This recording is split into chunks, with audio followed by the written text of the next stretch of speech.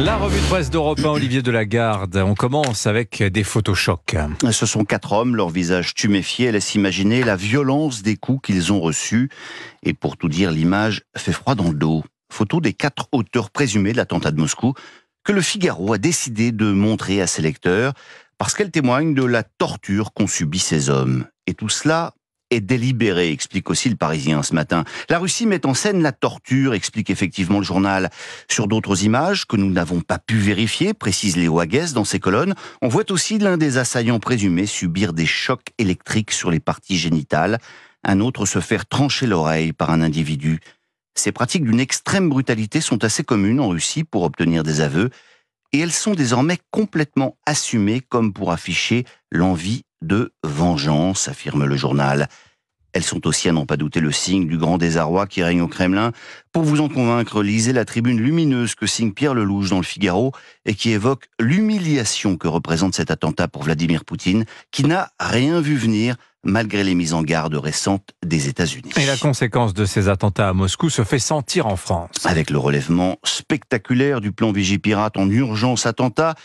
Mais ce qui est intéressant, c'est que la presse se divise finalement en 2 camps aujourd'hui. Ceux qui préfèrent ne pas trop en parler, et même ne pas en parler du tout, avec l'idée, on imagine, de ne pas trop inquiéter le lecteur et de ne surtout pas lui donner envie de voter en faveur de candidats qui font de la sécurité une priorité. Pas un mot à la une de l'Humanité, de Libération ou de La Croix. Et puis il y a ceux qui y consacrent leur plus gros titre. La France en alerte, titre Le Parisien aujourd'hui en France. En alerte maximale, renchérit le Figaro. Oui, les Français projetés dans le chaos global, annonce l'opinion. L'autre grand sujet ce matin, c'est la dette. Même s'il n'était pas connu précisément par les journaux, le taux d'endettement divulgué ce matin n'est malheureusement pas une surprise. Après avoir fait fuiter 5,6%, le gouvernement n'annonce finalement que 5,5%. Colossale finesse de communication. Non, si vous avez encore un doute sur la gravité de la situation, lisez la chronique de Jean-Marc Vittori dans Les Échos sur les 7 raisons d'avoir peur. D'ailleurs, un vent de panique soufflait ces derniers jours dans les allées du pouvoir, raconte-t-il. Et pourtant, la solution est simple pour Libération.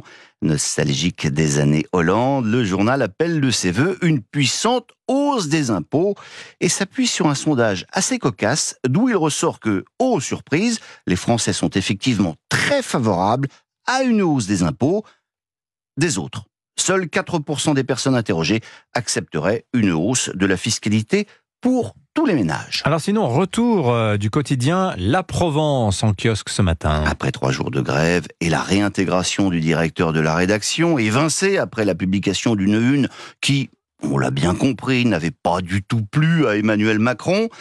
Dans le Figaro, Jean-Christophe Tortora, le patron du pôle média de CMA-CGM, propriétaire du quotidien marseillais, affirme sans rigoler que Rodolphe Saadé, réputé proche du président de la République, rappelle le Figaro, n'est jamais intervenu à la Provence. Jamais. D'ailleurs, il nous apprend que son big boss sera lui aussi entendu à l'Assemblée nationale dans le cadre de la commission d'enquête sur l'attribution des fréquences télé, mais que, oh, surprise, lui sera entendu à huis clos.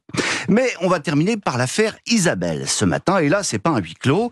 Depuis quelques semaines, Isabelle Huppert joue à Paris une Bérénice qui interroge même les critiques les plus ouverts à l'avant-garde théâtrale.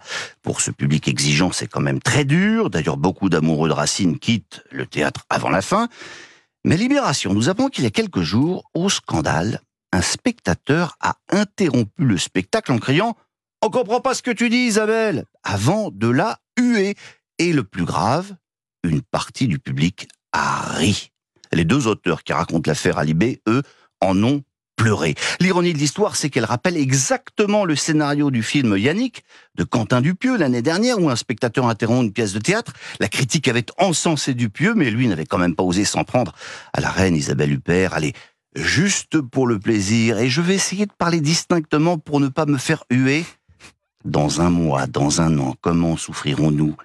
Seigneur, que tant de mers me séparent de vous, que le jour recommence et que le jour finisse sans que jamais Titus puisse voir Bérénice. On a compris tout ce que vous avez dit, Olivier Delagarde. C'était formidable. Vous avez une meilleure élocution qu'Isabelle Huppert, vraisemblablement. Ouais, vous n'allez pas me faire des amis. Oui. Là. Merci beaucoup, Olivier Delagarde. La revue de presse d'Europe 1.